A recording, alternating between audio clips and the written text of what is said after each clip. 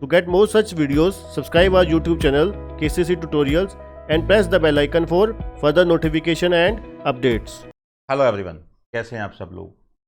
इस वीडियो में हम बात करेंगे कुछ नेशनल लेवल बॉडीज़ की। ठीक है, जैसे नेशनल लेवल पे क्या है, एक नीति आयोग है, सीसीआई है, सेबी है, आईसीएसआई है। इसी प्रकार से बहुत सारे नेशनल लेवल के इंस्टीट्यूट्स हैं। बट हम इसमें क्या है कि कुछ बेसिक जो नेशनल बॉडीज़ हैं जो आपके सिलेबस में हैं, हम वही डिस्कस करेंगे। ठीक है, जैसे आपके सिलेबस में जो डिस्कस कर रखा है वो कौन कौन से हैं। पहले है नीति आयोग। मैं हल्का सा आपको हिंट दूंगा, फिर हम डिटेल में चर्चा करते जाएंगे। ठीक है, तो सबसे पहले क्या है, नीति आयोग। देखिए, पहले जो था प्लानिंग कमीशन थी, योजना आयोग, प्लानिंग कमीशन। ठीक है, जब मोदी जी की सरकार आई तो उन्होंने क्या किया, प्लानिंग कमीशन ख़त्म कर दी। उसकी जगह क्या है कि नीति आयोग लाया गया।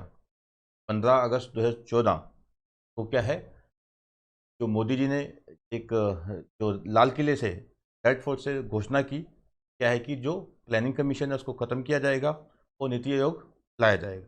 ठीक है, तो नीति आयोग का काम जो है वो यही है कि कोऑपरेटिव फेडरलिज्म। फेडरलिज्म क्या होता है कि सेंटर तथा स्टेट की सरकारें मिलके काम करती हैं। ठीक है, तो कोऑपरेटिव फेडरलिज्म को बढ़ावा देना। ठीक है, रियल टाइम बेसिस पे जो स्टेट्स हैं उसकी परफॉर्मेंस को मॉनिटर करना। ठीक है, और उनके साथ क्या है कि तालमेल बना के, कोऑर्डिनेट करके वे क्या है कि देश को आगे बढ़ाना, एक नीति आयोग का काम है। नेशनल लेवल की जो पॉलिसीज़ हैं, ठीक है, स्टेट के साथ क्या है, कोऑपरेशन है। ठीक है, और स्टेट्स की जो परफॉर्मेंस है, ठीक है, स्टेट्स की परफॉर्मेंस का क्या फ़ायदा होगा, कॉम्पिटिटिव फेडरलिज्म, यानी कि जो स्टेट्स हैं उनकी रैंकिंग तय की जाएगी। ठीक है, रैंकिंग की जो उनकी परफॉर्मेंस के बेस पे उनकी रैंकिंग तय की जाएगी और उनकी रैंकिंग के अकॉर्डिंग क्या है कि उनको आगे बढ़ाया जाएगा। ठीक है, उनको इंसेंटिव्स दिए जाएंगे या जहाँ पे कुछ कमी है उनको गाइड किया जाएगा, भी आपको यहाँ पे सुधार करने की ज़रूरत है। ठीक है, और नेक्स्ट हम डिस्कस करेंगे आरबीआई में क्या है, बात करता है रिजर्व बैंक ऑफ इंडिया की। आपको पता ही है रिजर्व बैंक ऑफ इंडिया अपने देश का क्या है, सेंट्रल बैंक है।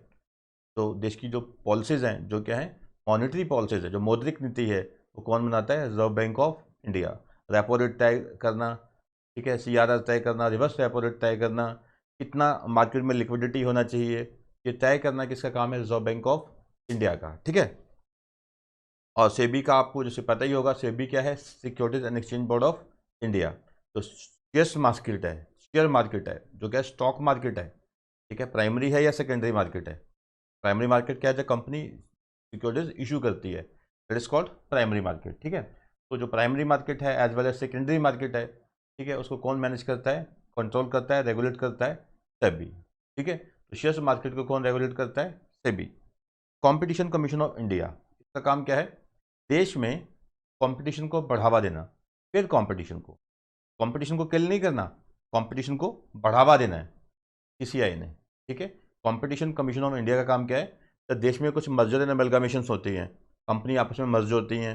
ठीक है, तो वहाँ पे देखना कि हाँ भाई ये जो मर्जर वगैरह हो रही है, अमेलगामेशन हो रही है, ठीक है, कहीं ये कंपटीशन को किल तो नहीं कर देगी। ठीक है, तो ये किसका काम होता है, कंपटीशन कमीशन ऑफ इंडिया का। तो सीसीआई का काम ये है कि जो फेयर कंपटीशन है उसको प्रमोट करना, ना कि कंपटीशन को किल कर देना। ठीक है, फिर कहते हैं कि IBBI, insolvency and bankruptcy board of India. अब बेटा ये आईबीबीआई क्या है, ठीक है, पहले मैं बता दूं कि मैं आपको हिंट दे रहा हूँ, पहले एक आइडिया आपको लग जाए, फिर हम डिटेल में पढ़ेंगे। आईबीबीआई क्या है, insolvency and bankruptcy board of India.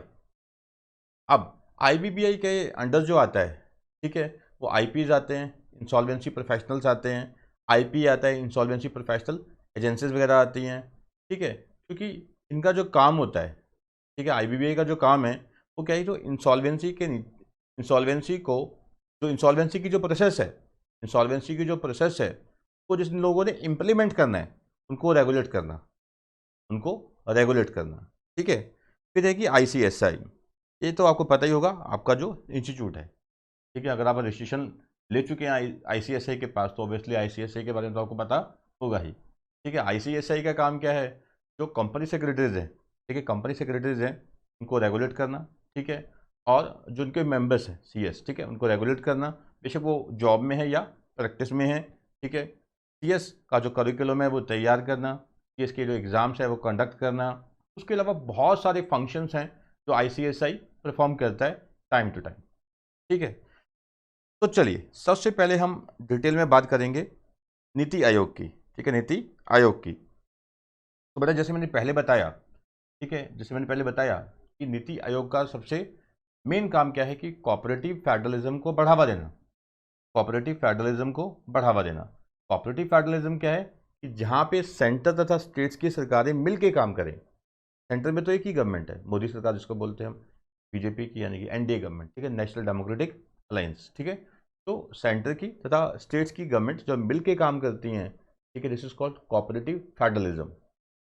ठीक है, फेडरलिज्म का मतलब ही क्या है कि संघीय ढांचा। ठीक है, जहाँ पे क्या है सेंटर तथा स्टेट्स की गवर्नमेंट मिलके काम करती है। तो कोऑपरेटिव फेडरलिज्म को बढ़ावा देना, ठीक है, और स्टेट लेवल पे जो कंपटीशन उसको बढ़ाना, यानी कि इसको बोलते हैं फेडरलिज्म। फेडरलिज्म जो अपना कंपटीशन है, ठीक है, कॉम्पिटिटिव फेडरलिज्म शॉर्ट में बोल सकते हैं, कॉम्पिटिटिव फेडरलिज्म।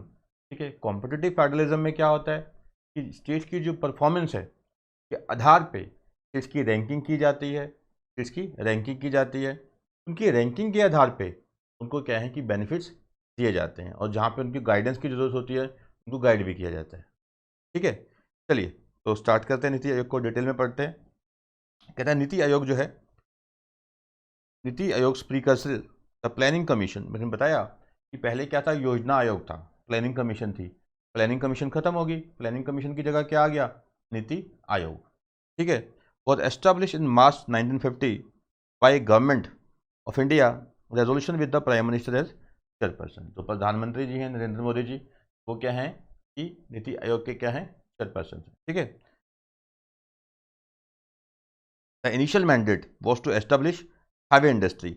जब देखिए प्लानिंग कमीशन बनाई गई, ठीक है, तो मेन मकसद क्या था कि जो आपकी जो हैवी इंडस्ट्री है, लाइक स्टील इंडस्ट्री हो गया, आयरन इंडस्ट्री हो गया, ठीक है, तो जो हैवी इंडस्ट्री है उसको प्रमोट करना टू पब्लिक इन्वेस्टमेंट, यानी कि गवर्नमेंट पैसा डालेगी, उससे क्या है कि आप क्या है, गवर्नमेंट जो थी चाहती थी कि हैवी इंडस्ट्रीज को प्रमोट किया जाए for achieving rapid industrialisation. The functions assign to the planning commission were to assess. Planning commission पहले थी, उसका काम क्या था, were to assess and allocate plan resources, formulate plans and programmes for area development, determine implementation methodology, identify resource constraint and appraise and adjust implementation.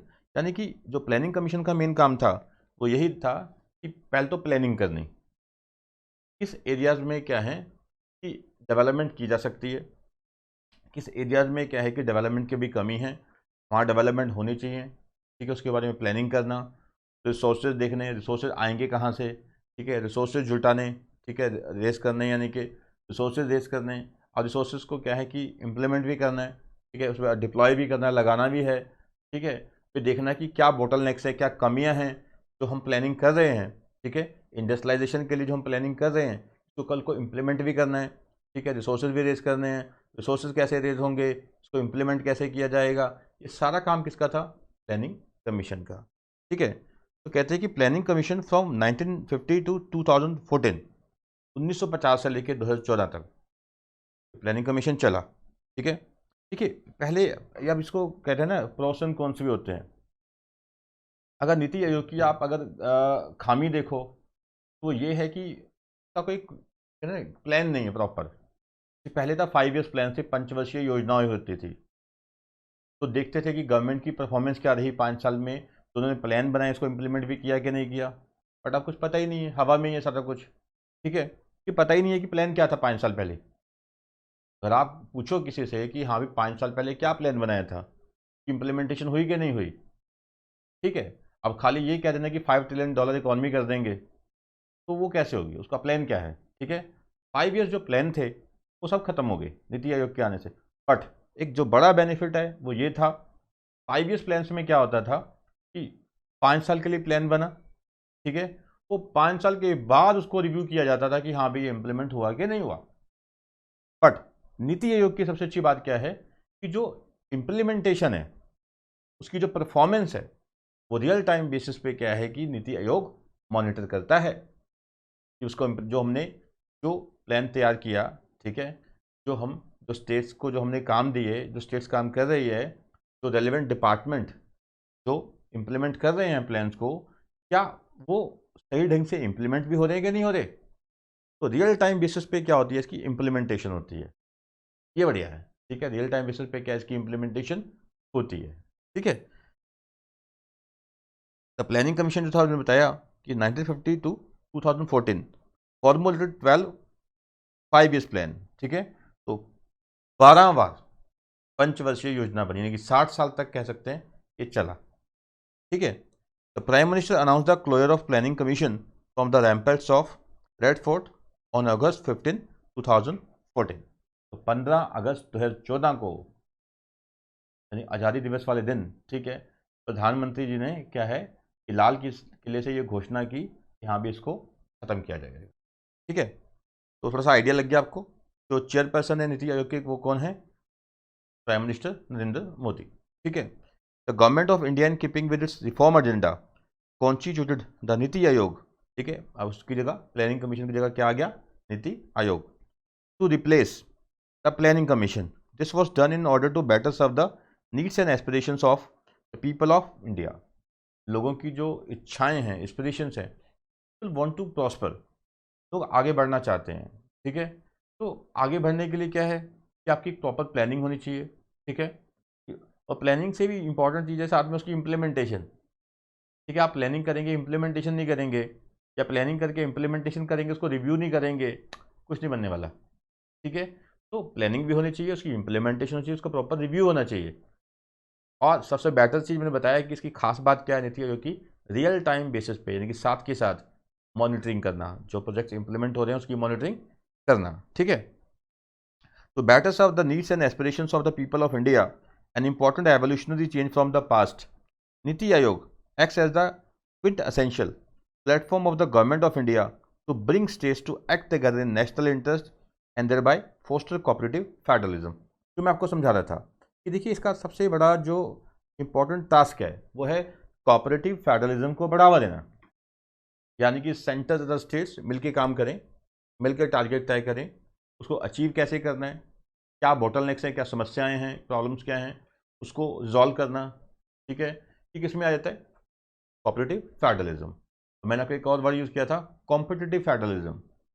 Competitive federalism में क्या आ जाएगा, इसमें क्या होता है कि नीति आयोग ये चेक करता है कि हाँ कि जो स्टेट्स हैं जिनके लिए प्रोग्राम्स बनाए गए अब वो इम्प्लीमेंट कर भी रहे हैं कि नहीं, ढंग से कर रहे कि नहीं कर रहे, ठीक है। तो स्टेट्स की भी क्या है कि जो परफॉर्मेंस की मॉनिटरिंग होती है, रेटिंग होती है, स्टेट्स ने क्या उसको इम्प्लीमेंट ढंग से किया है कि नहीं किया, ठीक है।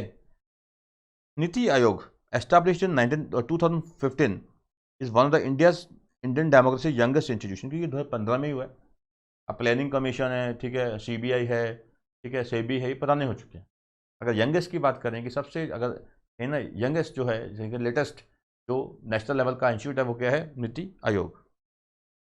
It has been interested with the mandate of reimagining the development agenda by dismantling old-style central planning.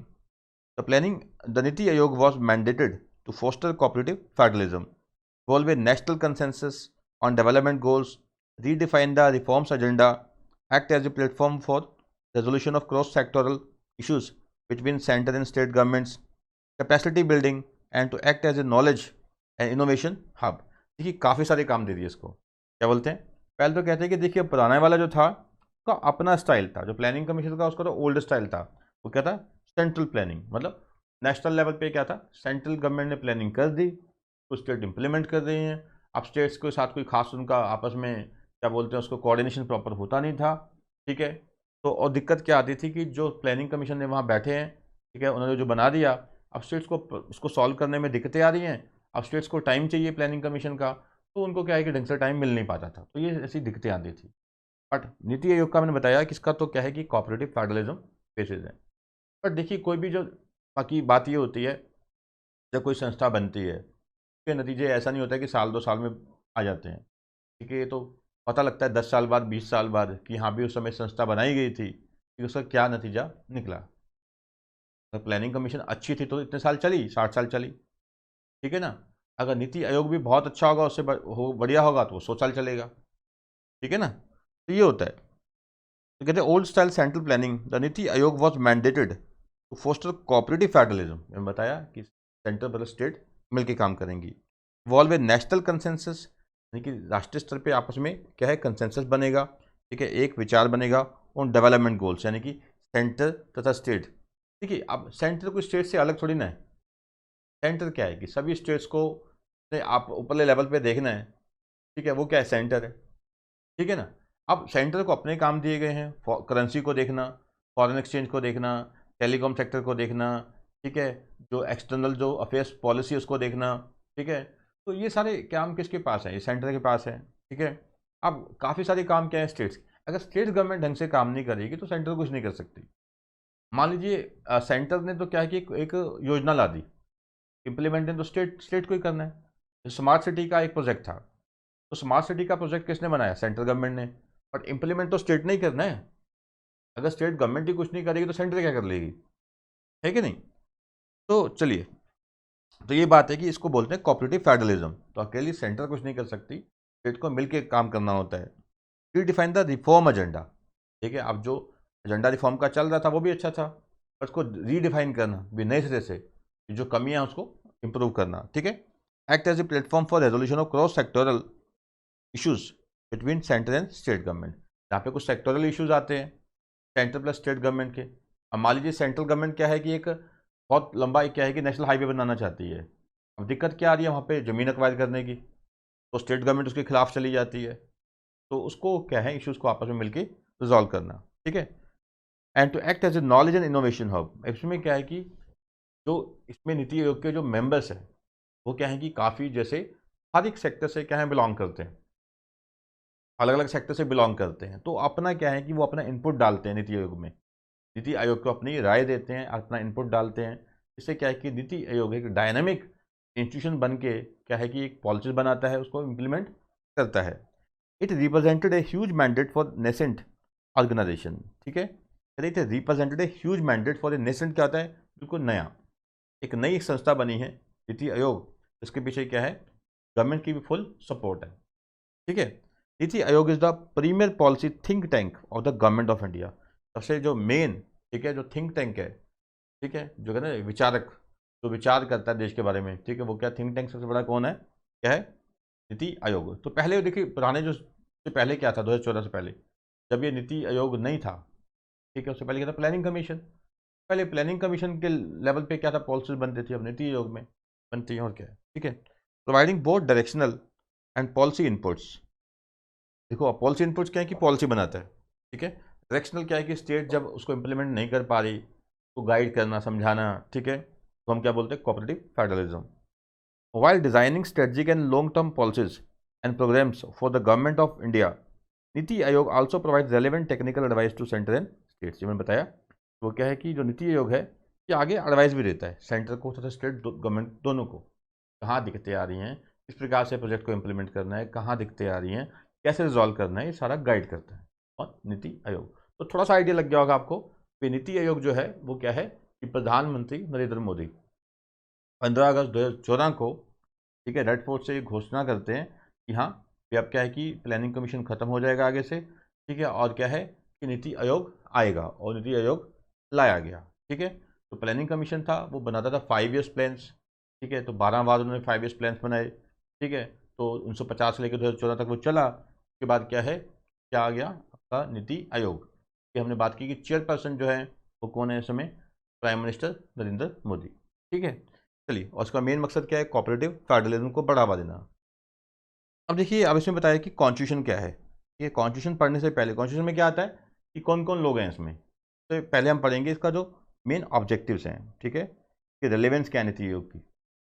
Constitution में तो रट्टा लगाने वाला है, ठीक है, कौन इसका चेयरपर्सन है, कौन इसके मेंबर्स हैं, ये तो होता है क्रैमिंग वाला पार्ट, खाली नाम याद रखने हैं, ठीक है। तो बट जो है मेन कंटेंट है वो ये था कि नीति आयोग है क्या और उसका रिलेवेंस क्या है। नेशनल लेवल का अगर एक सबसे बड़ा ये थिंक टैंक है, ठीक है, तो ये रेलेवेंस क्या है, उसकी इंपॉर्टेंस क्या है, ये वो देखते हैं, ये इंपॉर्टेंट है काफ़ी। रेलेवेंस ऑफ नीति आयोग, तो पहले कहते हैं कि कॉम्पिटिटिव फेडरलिज्म, जैसे मैंने बताया कॉम्पिटिटिव फेडरलिज्म क्या है कि सेंट्रल प्लस स्टेट की गवर्नमेंट आपस में मिलकर काम करेगी, ठीक है। वेरियस रिपोर्ट्स ऑफ नीति आयोग, various reports of NITI Aayog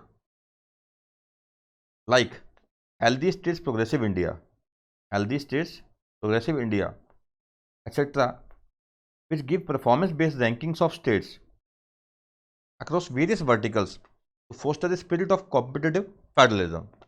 ठीक है, तो ये क्या है कि कहते हैं कि अब देखिए नीति आयोग की कई सारी रिपोर्ट्स आती हैं, ठीक है, नीति आयोग टाइम टू टाइम क्या है अपनी रिपोर्ट देता है।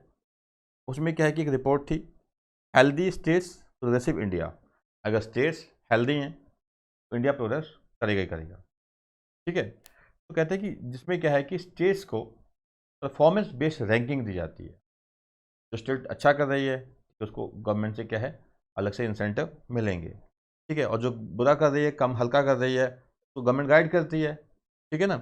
It helps to identify the best practices in different states in various sectors, अलग अलग सेक्टर में अलग अलग स्टेट्स क्या कर रही हैं, ठीक है, कैसा परफॉर्म कर रही हैं, और क्या है कि बाकी स्टेट्स में क्या है कि इसको इम्प्लीमेंट करवाना, बाकी स्टेट्स को भी गाइड करना, and then try to replicate them in the other states, ठीक है।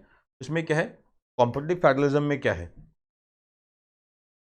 जो नीति आयोग है ये अपनी क्या है कि पॉलिसी बनाता है, रिपोर्ट्स पब्लिश करता है, और क्या है कि जो स्टेट्स हैं, ठीक है, तो उनको गाइड करता है ये, ठीक है, यानी कि सेंटर प्लस स्टेट को मिला जुला के ये उसकी स्कीम जो है उसको इम्प्लीमेंट करवाता है, और एक स्टेट ने अच्छा किया तो दूसरे स्टेट को गाइड किया जाता है, हाँ इस क्षेत्र में इस सेक्टर में ये स्टेट ऐसा कर रही है आपको इस तरीके से करना चाहिए, ठीक है। नेक्स्ट है कॉम्पिटिटिव फेडरलिज्म, ठीक है, सॉरी नेक्स्ट है कॉपरेटिव फेडरलिज्म। तो कॉम्पिटिटिव में क्या आ गया आपका परफॉर्मेंस बेस्ड रैंकिंग आ गई, ठीक है। कॉपरेटिव में क्या आ गया कि आपस में मिलके, ठीक है, due to composition of NITI Aayog it gives better representation of states in this body which facilitate interaction with the line ministries, also helps to address issues in a relatively shorter time, ठीक है। ये क्या है कि मिलजुल के है, it gives better representation of states in this body, यानी कि स्टेट्स को भी क्या है कि यहाँ पे इसमें क्या है दर्जा दिया जाता है कि वो अपनी बात कहना चाहें कह सकते हैं ताकि उनके जो इश्यूज हैं वो रिजॉल्व हो सकें। तो कॉम्पिटिटिव फेडरलिज्म में क्या आया कि परफॉर्मेंस बेस्ड रैंकिंग, ठीक है, परफॉर्मेंस बेस्ड रैंकिंग, साथ में एक स्टेट अच्छा कर रही है एक स्टेट अच्छा नहीं कर रही, तो जो स्टेट अच्छा कर रही है उसको इंसेंटिवाइज करना, और जो स्टेट अच्छा नहीं कर रही उनको गाइड करना, ठीक है, उनको इनपुट देना कि किस प्रकार से इसको आप इसमें आप अच्छा परफॉर्म कर सकते हैं, ठीक है। और कॉपरेटिव फेडरलिज्म में अब समझाया मैंने कि आपस में मिलकर काम करना, स्टेट्स को भी अपनी बात रखने का पूरा मौका देना, ठीक है, ताकि वो क्या है कि उनका जो स्टेट गवर्नमेंट है मिनिस्ट्री से कोई बात करना चाहती हैं सिस्टम डेवलप करना, स्टेट गवर्नमेंट की कोई शिकायत है कोई दिक्कत है तो सेंट्रल मिनिस्ट्री से वो कोई बात करना चाहते हैं वो बात कर सकें, ठीक है। नेक्स्ट है greater accountability. NITI Aayog establish development monitoring and evaluation office, ठीक है, इन्होंने एक ऑफिस एस्टेब्लिश किया development monitoring and evaluation office. सबसे बड़ी बात क्या है रियल टाइम बेसिस पे, रियल टाइम क्या आता है साथ के साथ, जैसे आपने कहा फेसबुक है गूगल है ये चलता है रियल टाइम बेसिस पे, ठीक है, जैसे आप मोबाइल में कुछ भी डालते हो, ठीक है, गूगल में तो किस में आ जाता है साथ के साथ ही, आप कहीं भी चेक कर लो उसमें गूगल में, अगर आपका गूगल ड्राइव है अगर आप उसमें कुछ अपलोड करते हो तो आप वो ड्राइव कहीं से भी आप क्या है इसको चेक कर सकते हैं, है कि नहीं। तो रियल टाइम बेसिस पे क्या है कि ये which collects data on the performance of various ministries on real time basis. तो एक development monitoring and evaluation office है, development monitoring and evaluation office, तो डेवलपमेंट जो हो रही है, ठीक है, उसको मॉनिटर करता है इवैल्यूएट करता है, ठीक है, और रियल टाइम बेसिस पे ये क्या है कि परफॉर्मेंस को देखता है, डाटा कलेक्ट करता है रियल टाइम बेसिस पे साथ के साथ, यानी the data are then used at the highest policy making levels to establish accountability and improve performance, ठीक है। तो जब हाईएस्ट लेवल पे इंडिया के हाईएस्ट यानी कि सेंट्रल लेवल पे जब पॉलिसीज बनाई जाती हैं तो उस डाटा को आप कंसिडर किया जाता है। Earlier India had 12 5 years plan, हमने बात की 12 बार क्या है कि पंचवर्षीय योजना आई थी, 5 ईयर्स प्लान आए थे, but they were mostly evaluated long after the plan period ended. मैंने बताया था, मैंने कहा था कि प्लानिंग कमीशन में क्या था कि 5 साल की योजना बन गई, अब 5 साल जब पूरे होते थे हो जाते थे उसके बाद उसकी परफॉर्मेंस देखी जाती थी कि क्या वो 5 ईयर्स प्लान अचीव हुए कि नहीं हुए, ठीक है। बट इसमें ऐसा नहीं है, इसमें क्या है कि रियल टाइम बेसिस पे द बेस्ट थिंग कि रियल टाइम बेसिस पे क्या है कि परफॉर्मेंस को इवैल्यूएट किया जाता है, ठीक है। And there was no real accountability, पहले क्या था अकाउंटेबिलिटी प्रॉपर तय नहीं हो पाती थी, अब क्या है कि रियल टाइम बेसिस पे अकाउंटेबिलिटी तय होती है, ठीक है। नेक्स्ट है think tank of innovative ideas. अब देखिए इसमें क्या है कि अलग अलग क्षेत्रों से, अलग अलग एरियाज से, खान लोग हैं काफ़ी इसमें शामिल किए गए हैं। तो अलग अलग एरिया से क्या है कि जो लोग एक्सपर्टीज जो उनके पास है वो अपनी इनपुट देते हैं। तो इनपुट के आधार पे नीति आयोग पॉलिसीज को फ्रेम करता है। ठीक है, NITI Aayog is visualised as a funnel through which new and innovative ideas come from all possible source. ठीक है, नए नए आइडियाज़, इनोवेटिव आइडियाज़ आते हैं इसमें। इंडस्ट्रीज, जो इंडस्ट्री से बिलोंग करने वाले लोग हैं इसमें, एकेडमिया, सिविल सोसाइटी और foreign specialist, and flow into the government system for implementation. वो गवर्नमेंट के पास सलाहें आती हैं, ठीक है, फिर इसको इम्प्लीमेंट किया जाता है। ठीक है, एक तो क्या है कोऑपरेटिव फेडरलिज्म, जहाँ पे क्या है कि स्टेट्स को अधिकार दिया जाता है कि स्टेट्स अपनी बातें कह सके, उनकी बात को सुना जाए, और सेंटर क्या है कि उनके साथ मिलजुल के जो प्लान्स हैं उसको इम्प्लीमेंट कर सके। कॉम्पिटिटिव फेडरलिज्म, कॉम्पिटिटिव में क्या था कि जहाँ पे क्या है कि स्टेट्स की परफॉर्मेंस बेस्ड रैंकिंग की जाती है, स्टेट्स की परफॉर्मेंस बेस्ड रैंकिंग की जाती है। ठीक है, उनकी परफॉर्मेंस के बेस पे क्या है उनको इंसेंटिवाइज किया जाता है, और जो स्टेट ज़्यादा अच्छा नहीं कर रही उनको गाइड किया जाता है, डायरेक्शन दी जाती है कि कैसे वो बेटर परफॉर्म कर सकते हैं। ठीक है, इसके अलावा क्या है कि रियल टाइम बेसिस पे क्या है कि परफॉर्मेंस को इवेल्युएट किया जाता है, ना कि जो प्लानिंग कमीशन थी में जैसे था कि 5 ईयर्स का प्लान बीत गया उसके बाद देखते थे तो इवेल्युएट करते थे।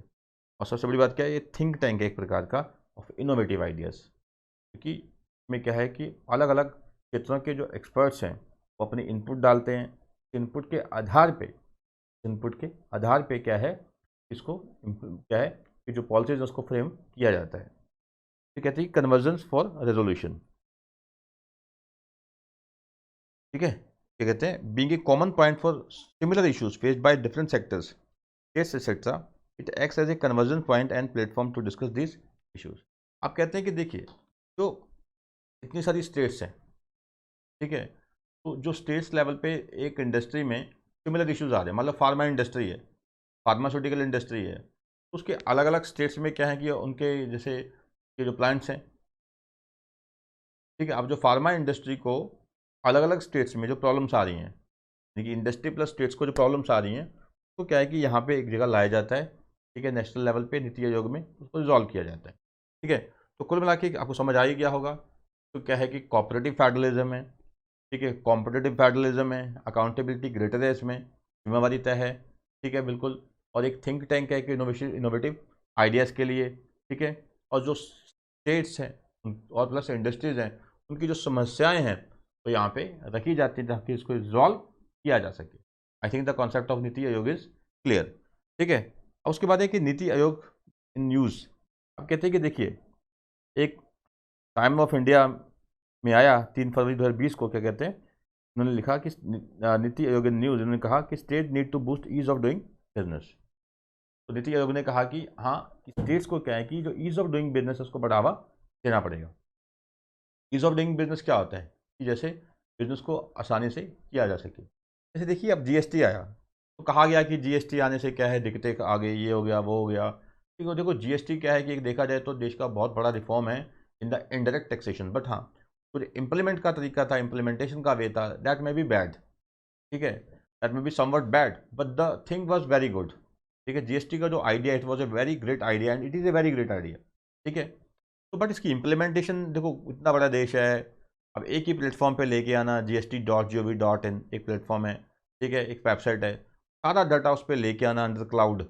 ठीक है, तो उसमें थोड़ा टाइम तो लगता ही है, बट हाँ करप्शन बहुत एलिमिनेट हुई है after the introduction of GST। There has been a great elimination of corruption, और ये सेंट्रल गवर्नमेंट का यही बेसिक आइडिया है, मोटिव है। ठीक है, तो देश से करप्शन अगर हट गई हमारे देश से तो देश तो धीरे धीरे करके अपने आप भी तरक्की कर जाएगा। ठीक है ना। अब कहते हैं कि इसने क्या बोला नीति आयोग ने, स्टेट को क्या है कि ईज ऑफ डूइंग बिजनेस की ओर ध्यान देना चाहिए। अब कहते हैं कि जो एक रेस्टोरेंट है तो 43 प्रकार की क्लियरेंस चाहिए होती हैं। एक if you want to start a restaurant in a state you need to have 43 clearances. अब बताइए कि रेस्टोरेंट स्टार्ट करने 43 आपको क्लियरेंसेस चाहिए, तो कहते हैं कि इसको क्या है कि कम किया जाए, तो क्लियरेंसेज हैं इसको कम किया जाए ताकि ईज ऑफ डूइंग बिजनेस को बढ़ावा दिया जा सके। अभी किसी से रेस्टोरेंट स्टार्ट करना है 43 अप्रूवल देगा, 43 जगह रिश्वत देगा, कैसे चलेगा। ठीक है ना, तो उसको हटाना चाहिए। स्टेट गवर्नमेंट देखिए अब अब ऐसा नहीं कि हर डिपार्टमेंट में रिश्वत होती है, बट एक सच्चाई है देश की कि रिश्वत का लेवल है, दिक्कत है। State governments will now have to accelerate. अब देखो इसका एक देखिए एक मैं बताऊं, करप्शन को हटाने का क्या तरीका है? ऑटोमेशन। अब इनकम टैक्स डिपार्टमेंट में क्या था, एक बिजनेसमैन को नोटिस आता था, ठीक है।